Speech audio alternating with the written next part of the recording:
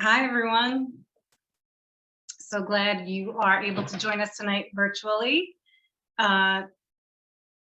if not in person. I am Kathy Deutsch, and I'm the Director of Horticulture here at Wave Hill. On behalf of our Executive Director, Karen Meyerhoff, and the Board of Directors, I welcome you to the first installment of our three-part lecture series. This lecture series wouldn't be possible without the energy and support of our dedicated Friends of Horticulture Committee, led by Chair Janet Mabeck. Also, our sincere gratitude goes out to those who generously supported this series. It is thanks to you that we are able to offer this valuable program. So when the lecture does start, if you have any questions, you can type them into the Q&A at the bottom of your screen, and we will hold those until the end of the talk. As many of you know, we have a time-honored tradition here at Wave Hill of show and tell with this evening's events. So I want to tell you that the Palm House right now is a riot of color and fragrance. There's a range of South African bulbs in bloom, and citrus and osmanthus blossoms are filling the air. And I brought a few samples to show you. This is not quite the same as being there in person, but this is Freesia leclinii, possibly Leclinii alba. It's a corm that's native to South Africa and has naturalized in coastal Northern California, which is why I think Jillian and I are having a hard time properly identifying it. These are grown from seed and can exhibit some variation in form and flower. But this one here that I brought is particularly lovely with its ombre flower spike fading to a dark pink. And it's sweetly fragrant too, a little lemony. Second, ablaze in the Palm House is Pyrostega venusta. It's the flame vine. It was planted in the conservatory over 20 years ago and has endured severe prunes every summer from novice gardeners, otherwise known as John Nally interns. And they sweat not only from pruning in the greenhouse on a hot July day, but because they're so nervous, they're destroying a valuable plant. I know this because when I was an intern, Marco kept saying, cut it back more, cut it lower, you have to keep cutting, cut more. So every year it comes back. Anyway, it's native to South America, and its bright, prolific blooms are covering the eastern wall of the Palm House. Please do come see the greenhouses this winter. This screen here really can't convey the magic that's happening in there right now. So to our lecture, as patrons of public spaces, I know that you will all enjoy our lecture tonight. Qingfeng Chen is a landscape architect who has transformed the way that we conceive public gardens and parks. For the past 30 years, she has experience in both public and private sector landscapes, but finds her public designs most inspiring and rewarding. Since 2009, she has worked as the landscape architect for Maryland National Capital Park and Planning Commission in Montgomery County Parks. With her leadership and creative vision, they are the only agency that is a 6-time National Gold Medal winner for excellence in parks and recreation management. Previously, she worked at Omi van Sweden as a senior associate for almost 14 years. She has received numerous national and regional awards for her work and has been featured in the Washington Post, Gardens Illustrated, Garden Design, only to name a few. Not deterred by the challenges of limited budgets or resources, she galvanizes multiple disciplines to think innovatively and design with determination and vigor. Please join me in welcoming Chin-Feng Chen. Hi, everyone. It's a real pleasure for me to be part of the lecture series. Thanks so much for the Wave Health team to give me this opportunity. Your area is on the forefront of design. I'm humbled to be invited to talk about aesthetics. I'm excited and I hope I would be able to meet you in person. This is my first time to present virtually, so I'm gonna try my best.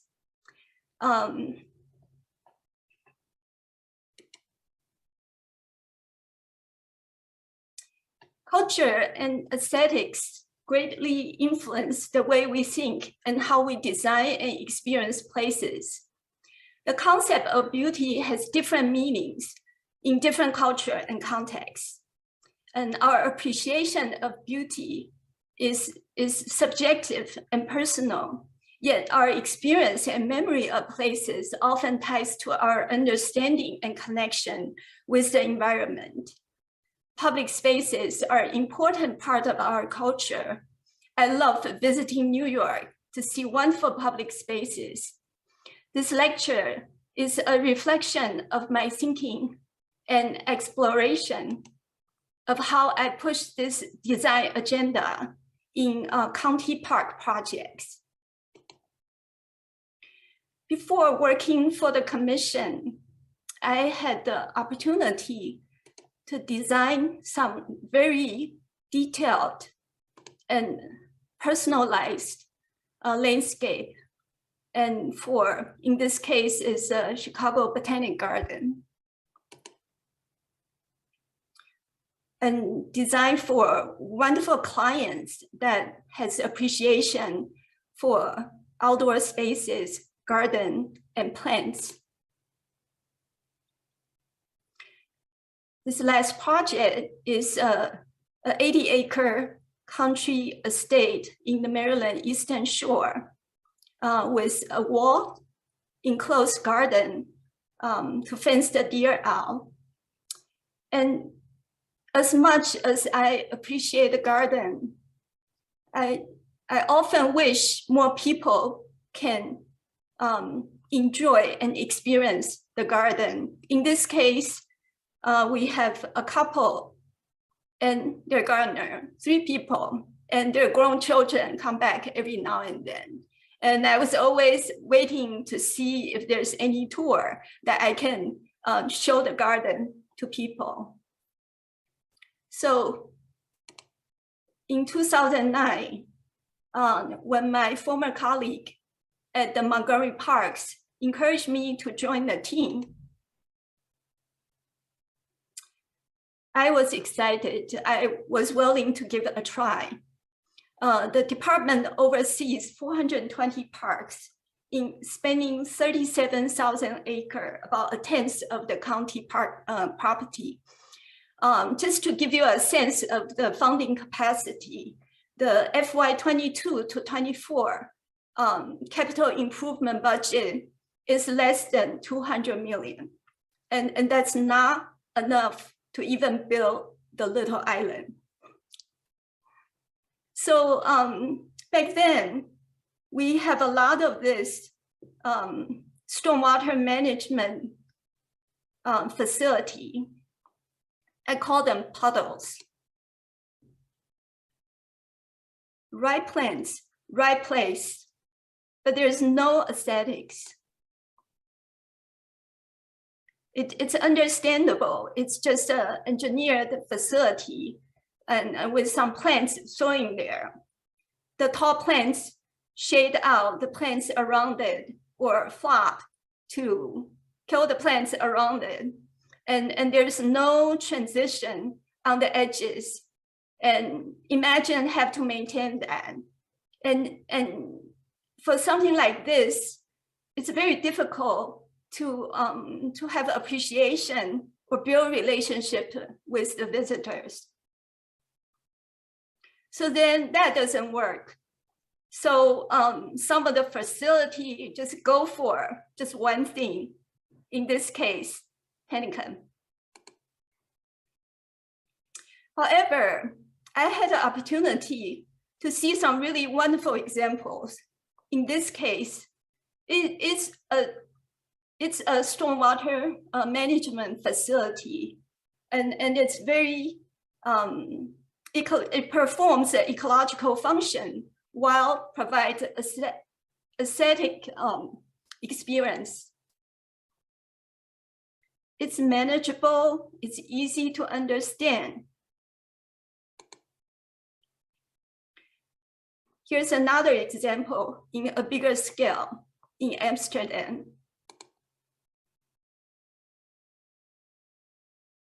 You can understand what it's for and the kind of plants that can do the job and perform the function.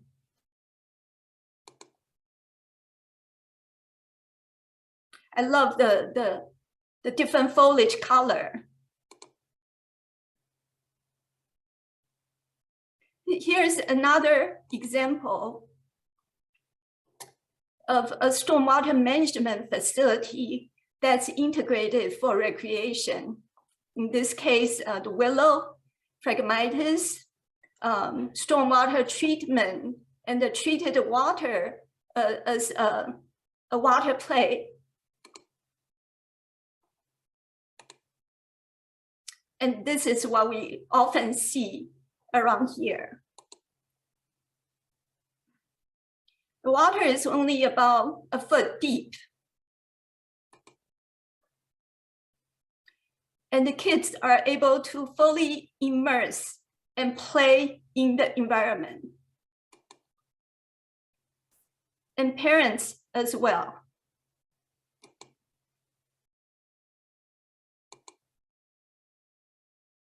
I love how simple and delightful of sitting together under a tree.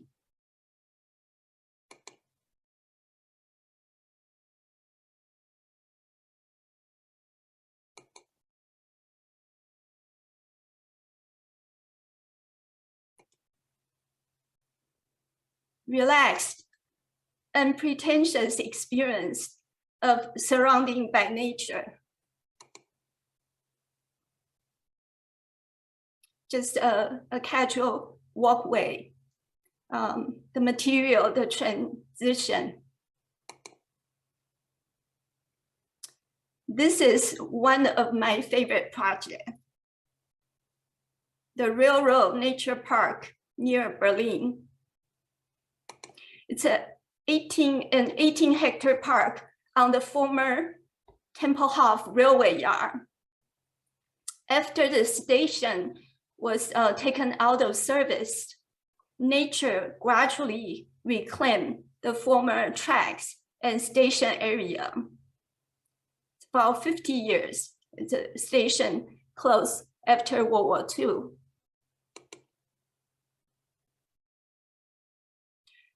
The site was donated to the city to become a park and nature preserve.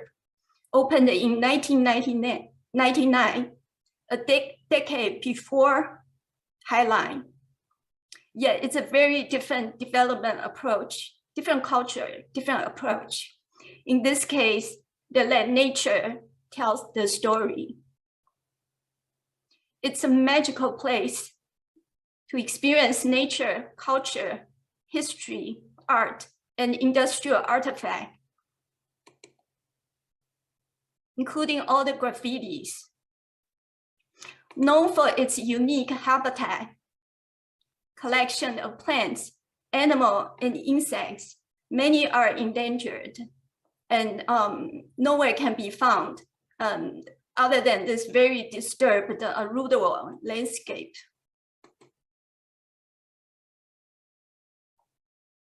I still remember how wonderful it was to walk on the meadow boardwalk. The sound, the flow, the feel of frictionless so much echoed the train ride and speed.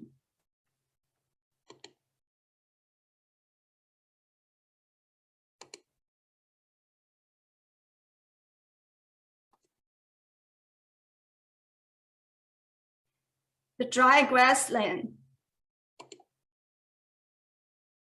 the primeval forest,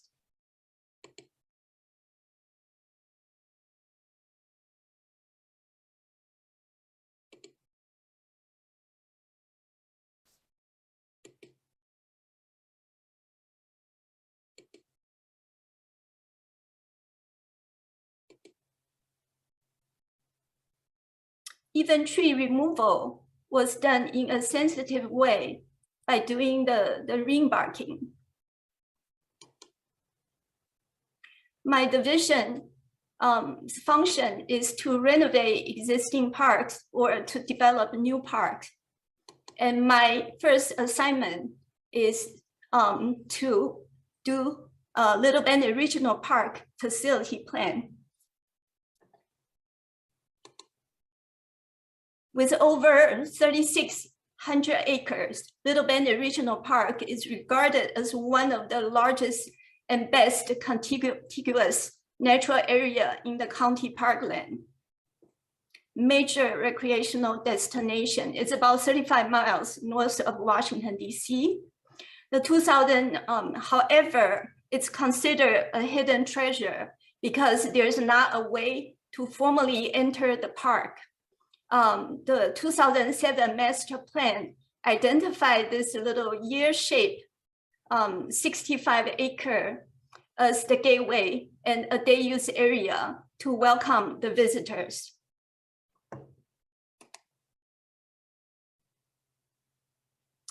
And this is an aerial photo, and it's very interesting, has an interesting gradation from the highway, rural estate, industrial use, and the Maryland 355 is a historic Indian trail and a major connector between Frederick and DC.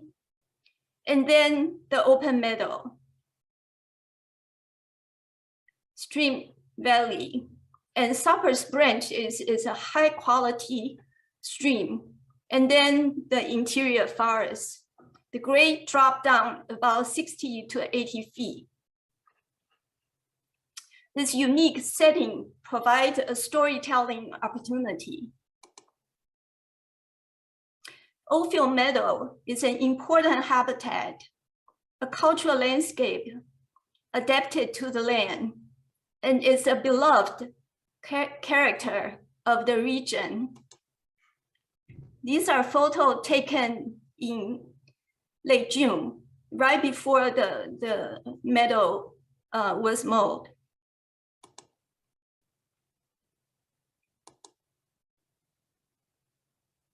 Really beautiful. And the meadow is considered one of the few continuous meadow habitat in the county parkland. It would be a crime to disfigure the land and kill the meadow. So the design team is exploring ways and how to protect this meadow landscape, how to look at the development a little differently. So, you know, in medical terms, the endoscopic surgery is the concept similar to what we have in mind. You know, the surgeon insert a thin, flexible tube with a video camera through a small incision to perform the surgery in the least intrusive way.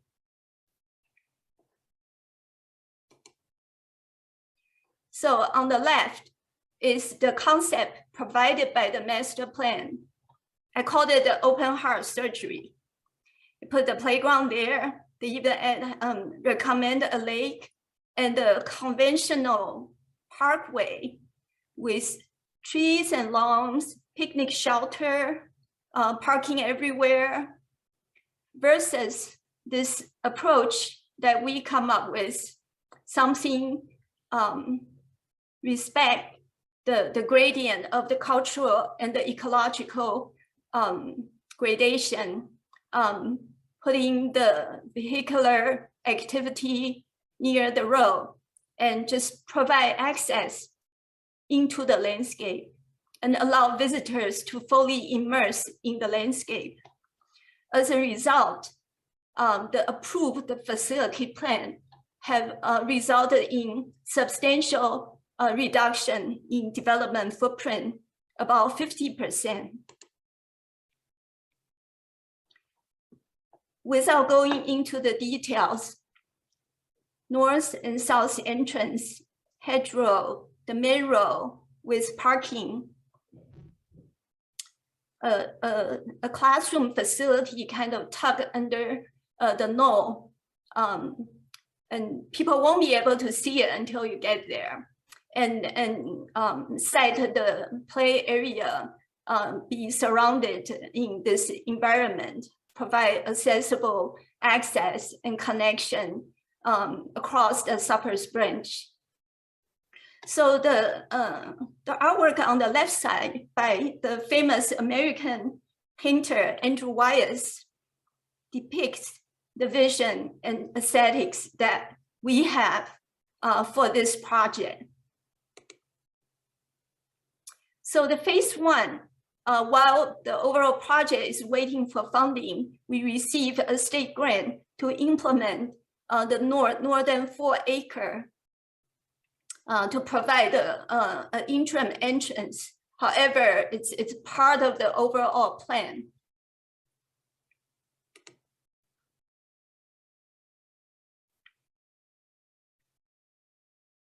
I will go into more details. So it's an entrance with parking, picnic, horse trailer parking, and some trailhead amenities. So this is a view to give you a sense. Use the 2 big oak tree as a reference, and there's an existing farmhouse there.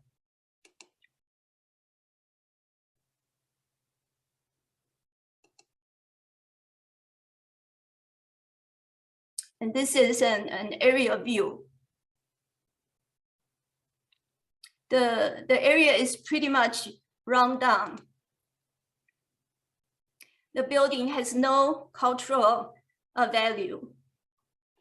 The Little Bennet Regional Park Master Plan's vision is, I quote, "Development at the Little Bennet should emphasize the park's natural feature, beauty, and tranquil environment, while at the same time providing county residents with a variety of recreation experiences oriented to this unique outdoor setting." In this case, it's not beautiful, but we're determined to make something special out of it. So we started with root investigation. The 2 oak trees are the only 2 mature trees out of this middle area. So we really want to protect the trees to keep the development footprint out of the tree root zone, and also to only develop the already disturbed area.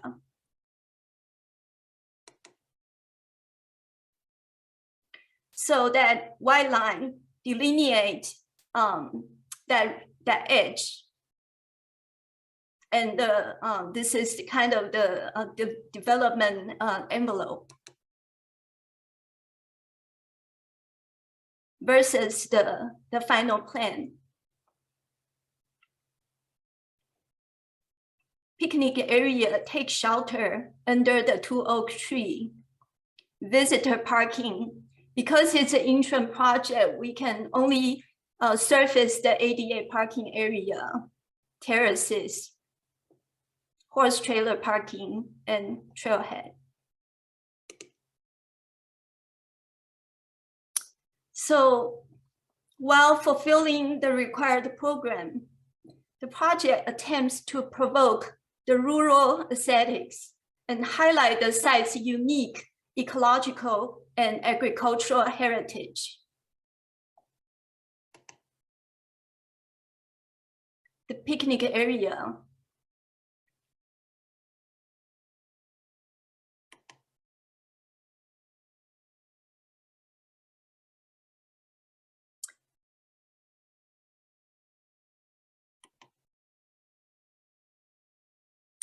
The seat wall, laid of salvaged stone from an old barn, protect the trees and set boundary from the parking. I invited my Mason friend to bid on the project, and because there are some unique elements, and he low bid the project in order to participate. And he loved this project so much, he came back and put a nice horse ring on the wall. We also incorporated this material. It's called FlexiPave. It's half gravel, half rubber, and trying to allow air and water to penetrate to benefit the trees. Play benches with reclaimed granite.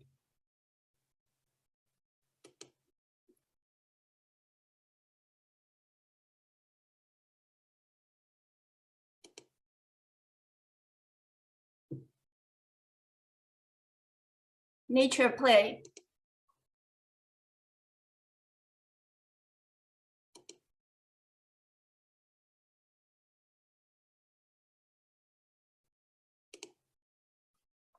Meadow restoration was a key component. With limited resources, we have no staff, no money, and the site has no water. You know, the overall facility plan concept is to try to protect the meadow and restore the meadow. So this pilot project, we have to deliver. So I work with park ecologists. We came up with the idea, why not work with what we have? The existing meadow, it's a high quality meadow. And in the county, non-forested habitats are rapidly disappearing because there's no regulatory protection. Open meadow is often targeted for development. And they're important habitat for ground nesting birds and animals.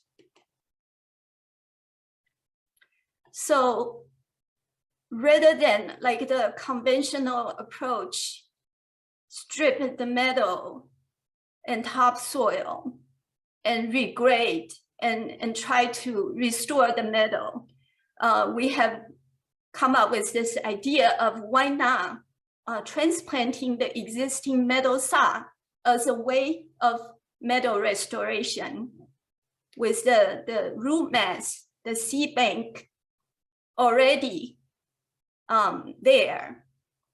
This would be the most economic way to restore the meadow. So along the road, restore meadow by seeding, because this area will be mowed more often for overflow parking. And then the rest of the area to restore meadow by sodding. And we carefully plan the construction sequence coming from the more disturbed area and do like a micro construction to grade this area and take the good sod from 2 and do 2 and take the good sod from 3 and so forth and so on. We were trying to find a sod company to lend us a machine. However, no one has done this in our area. So we just went ahead and used a bobcat. The bobcat go down about 6 inches and take a 2 feet by 6 feet and just strip, just kind of harvest the sod and go place it, and then add the soil and seeds among the seams. And we waited for the good weather to do it, because we know we only have one shot. And we were able to restore about 80%.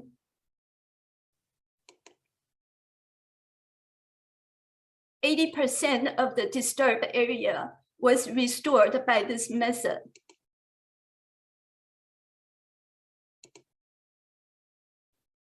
This gives you a sense of scale, the 2 trees and the extent of the area that we're able to restore the meadow by this approach.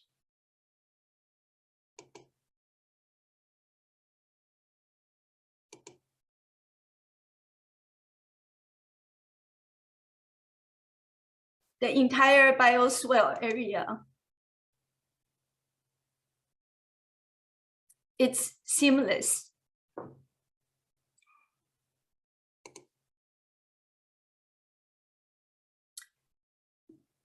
The park has never done this before.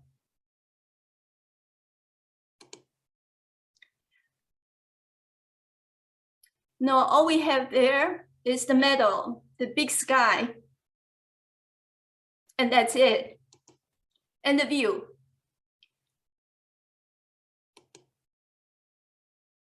So we want to include some furnishing that can kind of entice people to appreciate the view. This is the convertible picnic table by Dutch designers. And we also asked them to adopt to a accessible version. So basically, you can fold the plank back and forth to view in and out. It's made of a material called bamboo plank and bamboo tack, and shipped flat and assembled here. Nice hardware.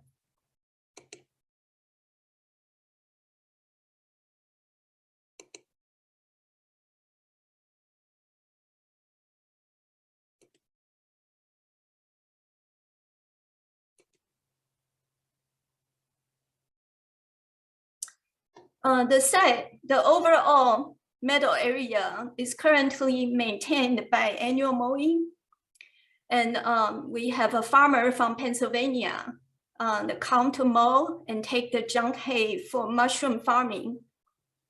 And on the left is a sound diagram. And during the facility plan, we have an acoustic consultant. Due to the proximity to the main road, we want to make sure, we want to mitigate the noise. So based on the analysis, this area is actually have a sound level that exceeds the recommended standard. And on the right are photos. The farmer left the extra haze on site. And we consulted the acoustic consultant. Hay bales are actually effective material for attenuating sound, and it will be a great opportunity to this is a great opportunity to engage the site and the land use process and use the material to create a hay bale sound wall to attenuate the noise from the road. You can see as the extra hay bale on site. So we wouldn't have to buy the material. So this is a diagram showing the hay bale sound wall, and they're in 5 groupings and graded in a way so they're like flat little platform, and also designed a way to replenish using the leftover hay from annual mowing. But initially, we don't have all the haze, so we bought the haze. To be honest, when 250 hay bales was delivered, I was overwhelmed. This area at the time, nobody comes, nobody sees. So I was able to work on the hay bale, to assemble the hay bale. We do have a 3D model, and we use the hula hoops to guide the installation. We had so much fun. It's almost a little surreal. And because of the hay bale, we start getting attention. Park manager let me know that there were people asking to reserve the picnic area for their wedding.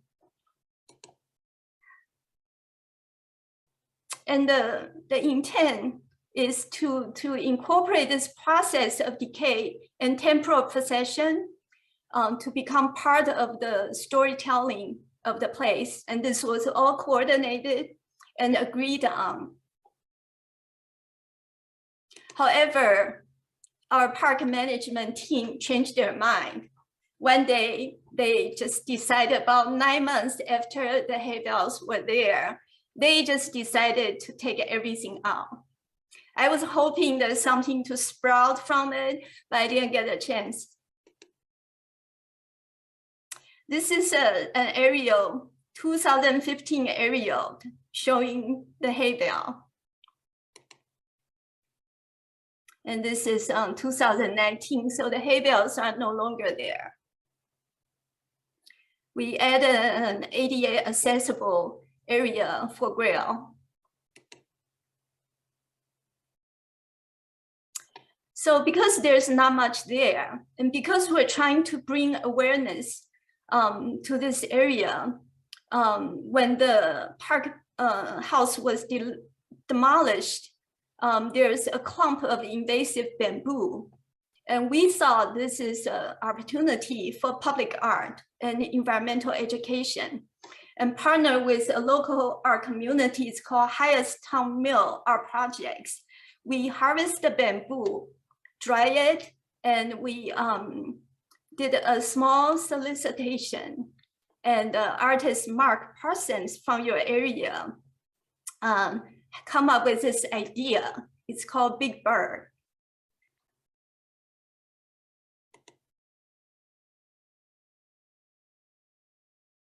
Very low budget, and the idea is to incorporate this dandelion-like birds with the hay bales to be part of the picnic experience.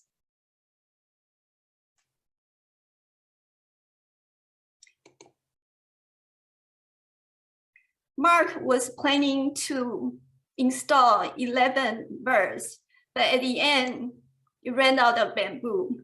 So I actually had to go to another park to harvest bamboo. That's why some of the cans are green, they're not dry. And the thing with bamboo is we have plenty.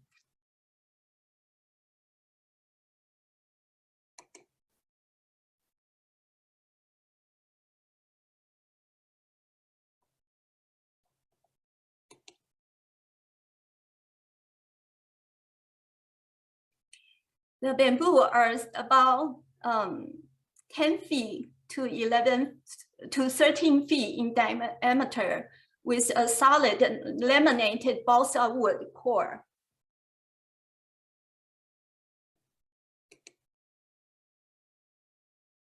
And the idea is to they're just lay on the meadow. And the intent is to let nature kind of grow into it. The following year, there was a big windstorm, and I got a call. The hay bales got blown away and re-expressed itself, the bamboo sculpture.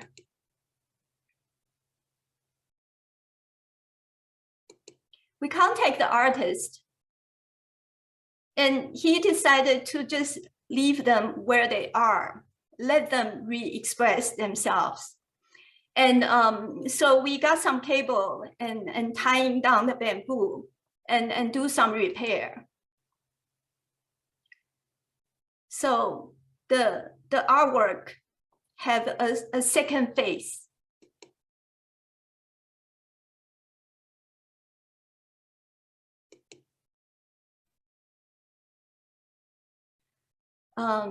We create a path, a mode path for people to experience the artwork. That's why when you see the aerial photo, you see a path.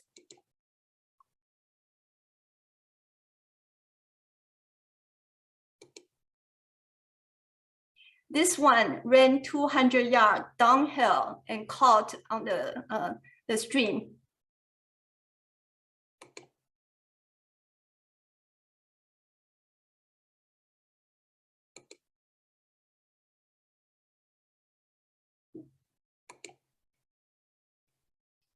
So the next project I want to share with you, the Garden Gateway project at the Brookside Garden. This project renovates a deficient public entrance and parking facility. Brookside Garden is a public garden located about 5 miles north of Washington, D.C. in Wheaton, Maryland. Is one of the county park's exclusive facility purpose for plant collection, scenic landscape, and horticultural education. Opened in 1969, the garden encompasses 50 acres, of which 35 are open to the public, slightly bigger than Wave Hill.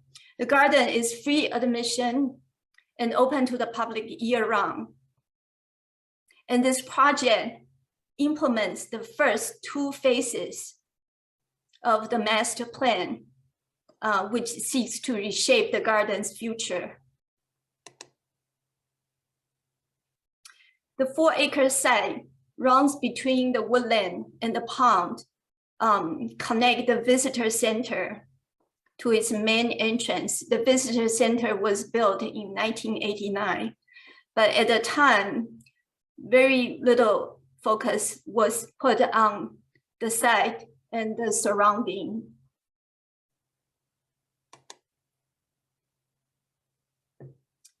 It has congestion problem.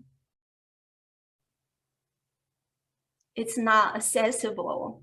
People have to cross Deer Gate, walk over that. And this is the entrance from the street. Just a chain link gate. It's terrible. And you couldn't even tell it's the main entrance.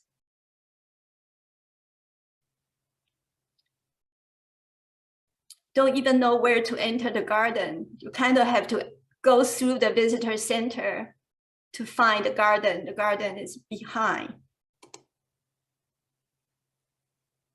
There's no arrival or transition space. Everything comes to that point and bottleneck. Narrow sidewalk, people would just like barely find a space to stand. And there's no program or gathering space. This is actually a bus parking lot. They're having a class there. Conflicted uses. And it's disconnected. You arrive, you cannot see where you're going. You can see the visitor center. And where you can see the garden, you cannot get to.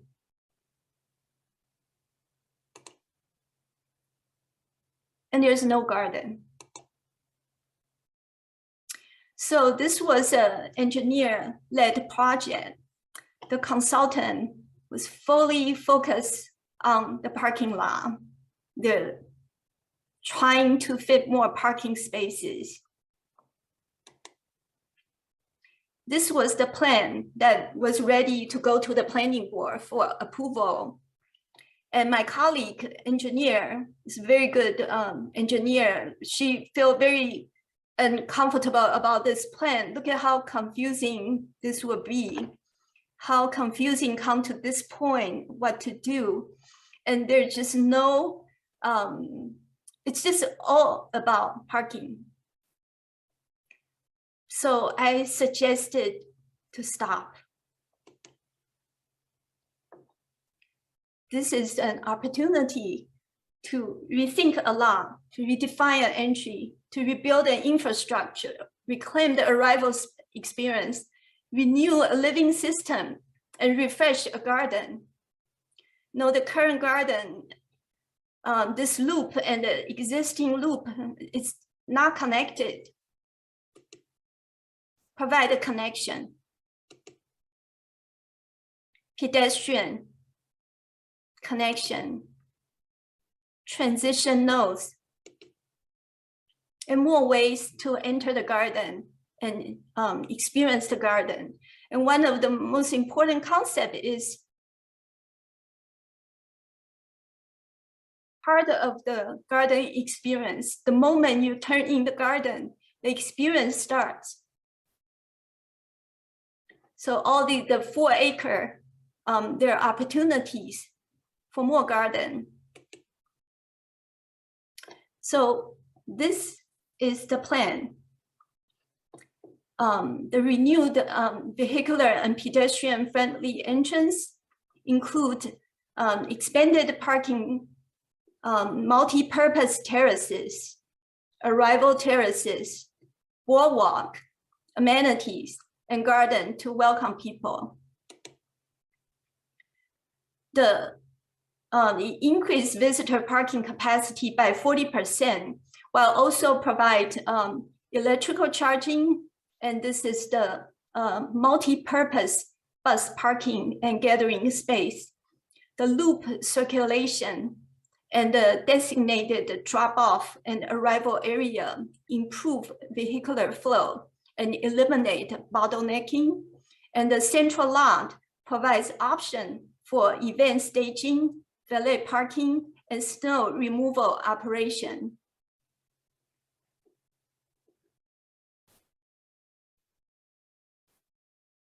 This is an overlay of planting.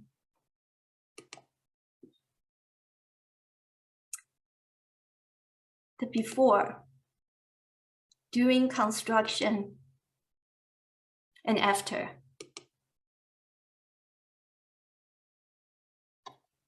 And this is the entry before and after.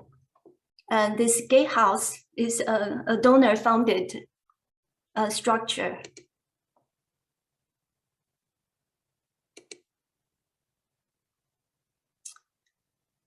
The parking garden redefines the beauty of a common parking lot.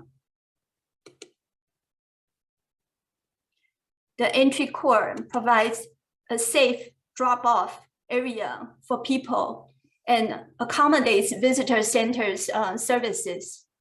The tree-lined space can be controlled as a courtyard for special events and still support the overall parking. In this case, the grand opening was held at this entry court.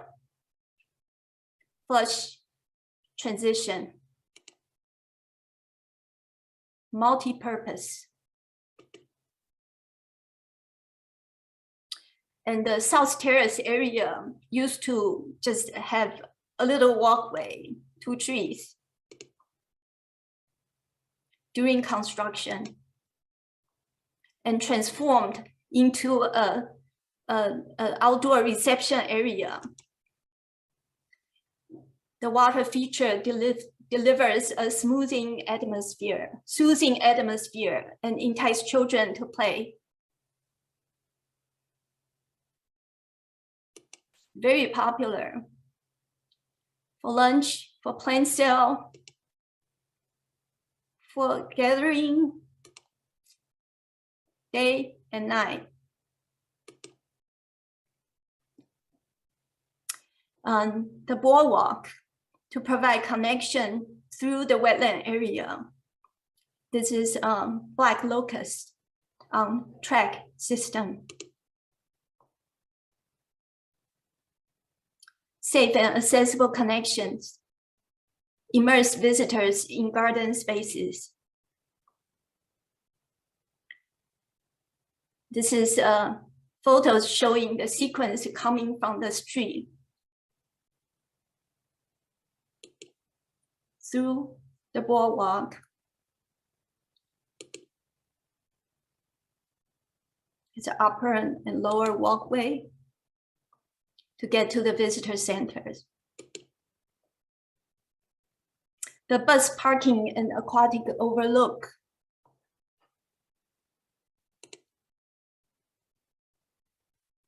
On top is bus parking and a multi-purpose plaza. Underneath is like a loggia. Provide storage and shelter. Is a connection point. And the bus parking area is also a terrace for event. And people like to use this overlook for weddings. And because of COVID, the chrysanthemum exhibit was held here last year.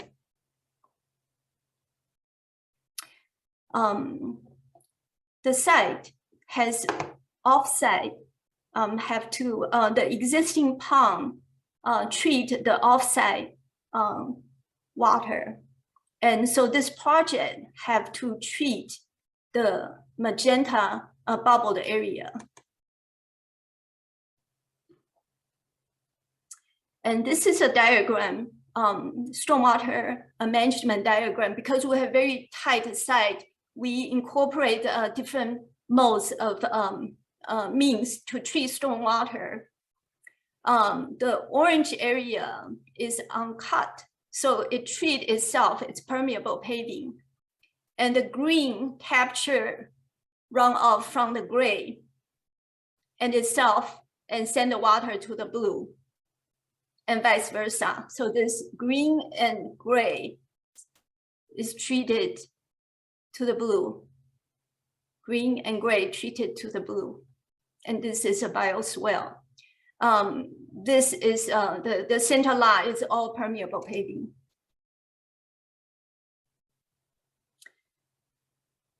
Permeable paving, bioretention, bioswale.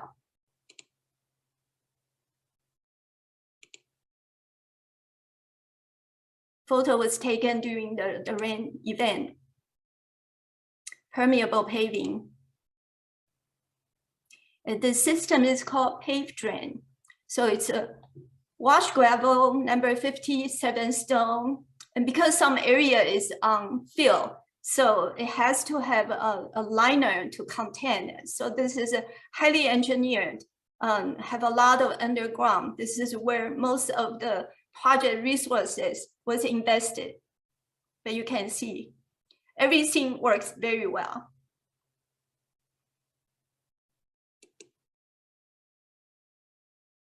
This is how easily this area can be controlled and for staging. And also, we try to reduce the carbon footprint.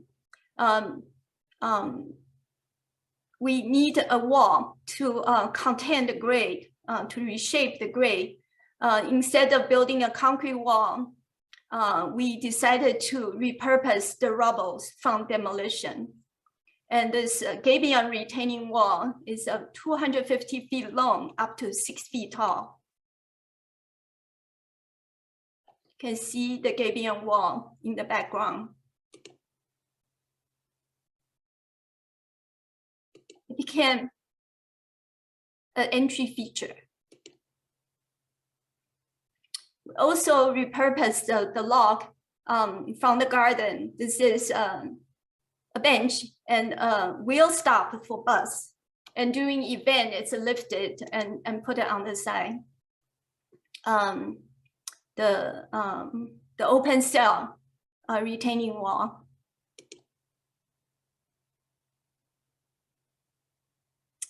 The different garden zone. And we cannot afford to implement all the area, but because the parking garden it's involved permits, so we have to plan the parking garden. It's area D. And the concept is to have a monolithic field of ground planting to provide visual relief from the utilitarian engagement of cars. And allowing views through the space is important. And this is a planting study. And the plant list organized by moisture level. Besides the moisture level, the plant height is something very important for public space. And also plants that are adaptable to different moisture zone.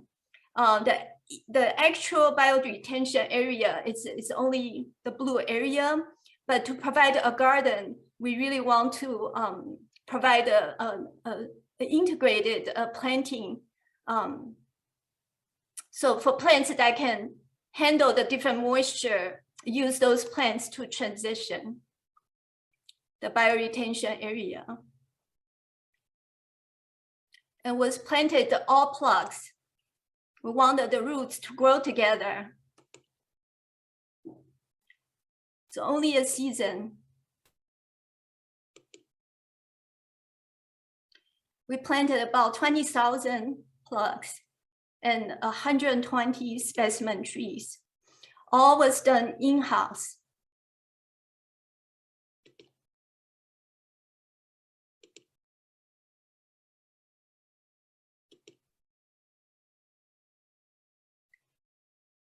We want the people to be able to see the cars, but not the wheels.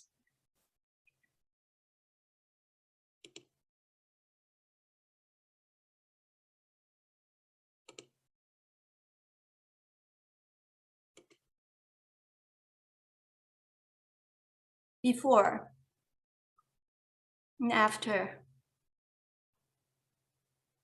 Before, after. Initially, where the garden was just leave blank. And recent, we added a tree.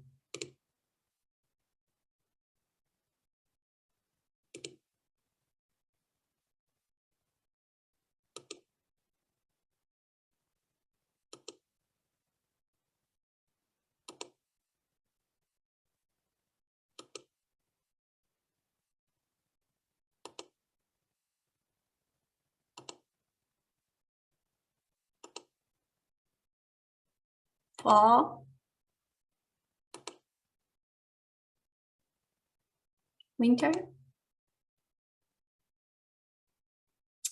provide a lot of learning opportunity. People asked to see the project, gave a lot of tours.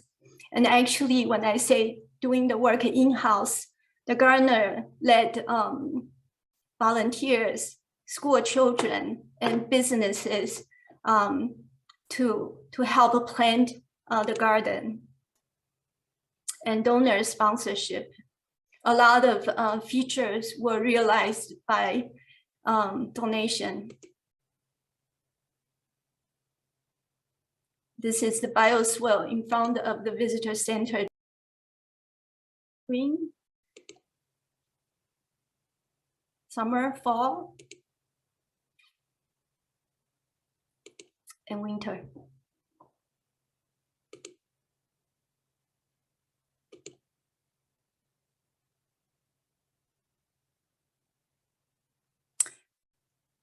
This is all the time I have. For those of us who are involved in creating public spaces, let's continue to push the aesthetics in the design agenda, not superficially, but at a deeper level. And let's try to be an influencer. And this concludes my presentation. I welcome your question. Thank you, Ching Feng. That was incredible. The Brookside Parking Garden is a destination unto itself. I'm sure people go and spend a lot of time there. I wonder if you discovered any surprises about the design once people started to use the space? For example, like the bus parking area, it was a surprise. People asked to get married there. So tents were set up and people like to have the view to the water. And because of the convenience to the parking and loading, that area was popular and people used the lower level for dancing. Another surprise is because the bioretention facility are engineered and has to follow kind of engineer mix, kind of have gravel, have compost. It drains too well. So the gardener have problem. So the moisture loving plants actually are planted at the location that mostly dry. So that's the problem. But the rest of the plants are doing well. And the intent was, you know, the things were planted in masses, no shrubs, because it's very important for a public landscape. We want to make sure the visibility. And we don't want things to grow, entangle the shrub. And so we allow the plants kind of success a little bit. So if something come and grow there and we look at it, if it looks fine, just let it stay. So we don't like meticulously trying to keep a boundary. We kind of let things success a little bit.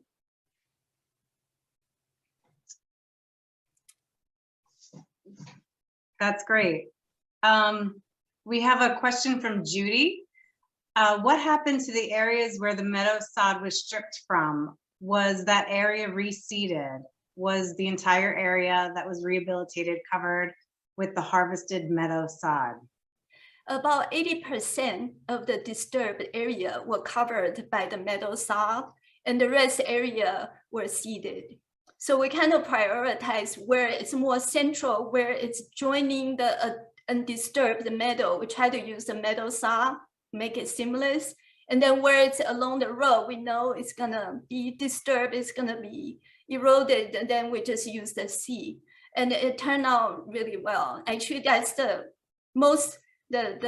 components that I'm most proud of that project. Did you store the sod after you stripped it, or did you? Yeah, actually, we try to write a specification and say the sod cannot be stored more than 48 hours, something like that. But actually, at the end, the contractor, they just strip it and place it. And because we have such a good weather, we just, you know, waited for this cool weather that have the moisture and things are kind of dormant. So in this case, we're very lucky. We could actually do it a couple months before, but we decided not to because we don't want to have the meadow suffer the hot summer. And we just cannot afford to lose that. We just have so little resources.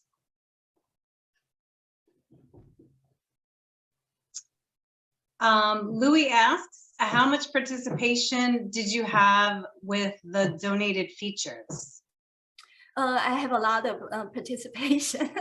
I have to push the contract, meet with the artist, and a lot of design feature. We have like 18 items on the DDOT list.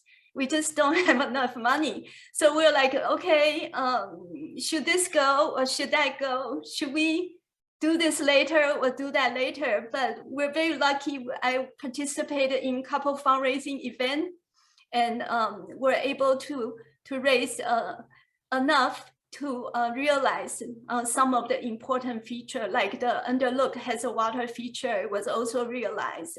All the benches, the pots, the gatehouse, the artwork, they're all donor-funded features. And we try to just, you know, focus on building the infrastructure and create a framework. So then other elements can come in. Maud asks if you also received grant money. Yeah, actually the phase one, the phase one park entrance was the Maryland state grant, but the park has to put in 50%. So it kind of have a match. have to do the matching. Yeah. Diane asks, what is the cost difference between doing a paved drain system versus blacktop? Oh, a lot more. I don't have it off my head because it involved a lot of underground excavation. In this case, we have this cut and fill issue. Basically, underground is like a terraced pool. I can get this information to you. It's been a while. I don't have the number off my head. It's a lot more. Yeah. Mary asks if the bells are still there and how do you control the noise if not? Yeah, the bells are not there anymore. And I'm hoping to do it again. The artists say, I know how to do it better this time. And the sad news is we were going to move forward with the project. If you visit the website is not updated. The funding was reallocated for political reason. The project funding was allocated to another project. So I'm afraid the overall project may not realize in my lifetime. But I'm hoping that we can still do something more to what we have there. And people planted some trees. When I say people, it's park managers. They planted some trees. And actually, from the acoustic consultant, the trees not doing much to the noise. So, but people don't mind. I talk to some people, they say, we like it. It's okay. The noise is okay. So it's just the way it is. So if you go there, don't be disappointed. And this project was meant for interim to bring awareness and also to kind of like a pilot project to experiment. So we try to test out different things and use the material that we have, the bamboo, the hay, and not costing a lot. Yeah, that gabion wall is beautiful. Thank you. Mountaintop Arboretum asks, how was the area managed where the sod was taken from? Oh, it's just annual mowing. Oh, the sod was taken from, they were from the road because the construction, the entrance was the last part to be constructed. So it's coming from the farmhouse. So it's kind of like a rotating. So we don't take everything and leave it blank. So it's like taking a little bit. So, yeah. So by seeding, I think the answer is like we didn't actually leave a lot of bare ground, and where it's disturbed and bare, we seeded, and we prioritized where to seed and where to sod. And in some instances where you took the sod, that became a roadway or some or program area. Right. Are the garden areas irrigated via automated irrigation systems? Yeah, the garden is irrigated, and we only use it when it's really, really hot and dry. Most of the plants are doing well. It is a little bit of succession going on. And interestingly, some people like to back into the plants. That seems that's unexpected. We expect people to park forward, head in parking, but some people back in. So they kind of, damage the plants. And some area, people trample. So we have those to take care of. So we try to, I still work closely with the gardener to try to keep things up. And those areas that's too dry for the moisture loving plants. So Patty asks, what kind of maintenance is required and who does it? We have a gardener that's in charge of this 4-acre garden. and volunteers. And do you revisit and consult all the with time, the gardener? all the time. Yeah. And All the time, yeah. We also have other projects going on, so I go there quite a lot. That's why I have a lot of photos. And interestingly, looking at this photo, at the end of the project, I even have people ask, did you guys build that new visitor center? I said, no. Just because how the surrounding look different, people thought that's new. yeah. Maureen asks, the plant palette is aesthetically pleasing. Are these plantings entirely native? They're mostly native with some adaptive, because Brookside Garden was not all native. So, and the mission of Brookside Garden is kind of a little display and demonstration. So we are not limited to all native, but we try to use mostly native. Patty asks, where does your love of natural landscapes come from? I think, you know, a lot of I grew up in Taiwan, and but I don't have the opportunity to be close to nature that much. And I would say this passion is really a coincidence when I visited a Little Bennet, my first assignment. And also after I visited this railroad nature park in Germany, I was just so thrilled. I was so inspired to come back to America. I wanted to do something special. Yeah, and you did. You've accomplished that for sure. Another one from Rebecca is, thank you. This was so inspiring. Can you talk a bit about anticipated future maintenance? For the public garden, for Brookside Gardens? Yeah. Or what? Yeah, for Brookside Gardens, we have a full-time gardener in charge, and I just continue to work with her and to make refinements.